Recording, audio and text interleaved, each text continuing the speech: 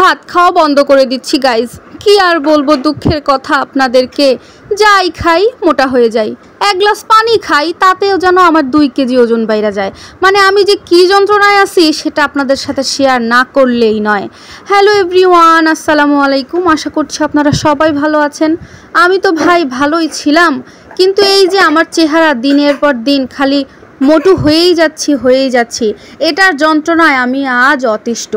আমি আমার কিভাবে একটু ওজন কমাবো এই চিন্তায় একটু চিকন তো হইতে পারি, কিন্তু না, আমি তাতেও চিকন হওয়ার লক্ষণ দেখি না। দিনের পর দিন আমি শুধু গোলুমোলু হচ্ছি। তাই চিন্তা ভাবনা করছি একদম প্রপার ডায়েটে যাব, আর ডায়েটে গিয়ে ভাত আমি খাবই না, টোটালি ভাত খাওয়া বন্ধ করে দেব। কেমন সিদ্ধান্ত নিয়েছি অবশ্যই কিন্তু আপনারা কমেন্টে জানাবেন। আর এই যে এখন আমি লাঞ্চে খাচ্ছি হচ্ছে এই খাবারটা, আপনাদের সাথে সেটাই শেয়ার করছি যে আমি ডায়েট চলাকালীন কি খাবার খাচ্ছি। আপনারা দেখেন আর আমার দুঃখটা একটু বোঝার চেষ্টা করেন। মানে এমন অবস্থা, আমি 1 গ্লাস পানি খাই তাতেও মনে হয় আমার 2 কেজি ওজন বেড়ে গেছে।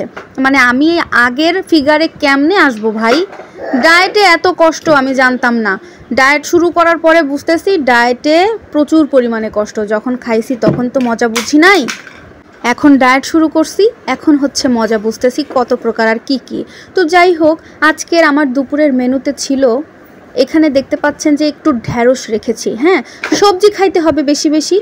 আমাকে যে ডায়েট আসলে ফলো করাইতেছে, মানে যার ডায়েট চার্ট আমি ফলো করতেছি, ওই আপুটা আমাকে ইনস্ট্রাকশন দিচ্ছে যে এগুলা খাও। তো আমি তার কথা মতো চলে দেখি যে আমার একটু গোলুমোলুটা কমে কিনা। আপনারা কিন্তু অবশ্যই দোয়া করবেন আমি যেন একটু হলেও গোলুমোলু থেকে কমতে পারি।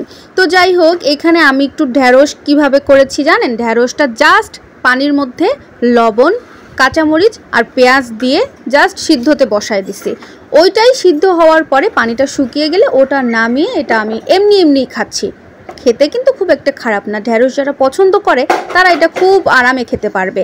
আর এখানে ছিল হচ্ছে ছোট্ট একটা মাছের ঝুড়ি, বলে ওটাকে, ছোট মাছও কিন্তু আছে। ছোট মাছটা আম্মু রান্না করেছিল পটল আর ধুন্দুল দিয়ে, এটাকে আমাদের এলাকায় পুরপুরি বলে। এটা টোটালি আম্মুর তরকারি ছিল, ওখান থেকেই আমি সবজি হিসেবে মাছের ছোট তরকারিটা আমি নিয়েছি, ছোট মাছের তরকারিটা।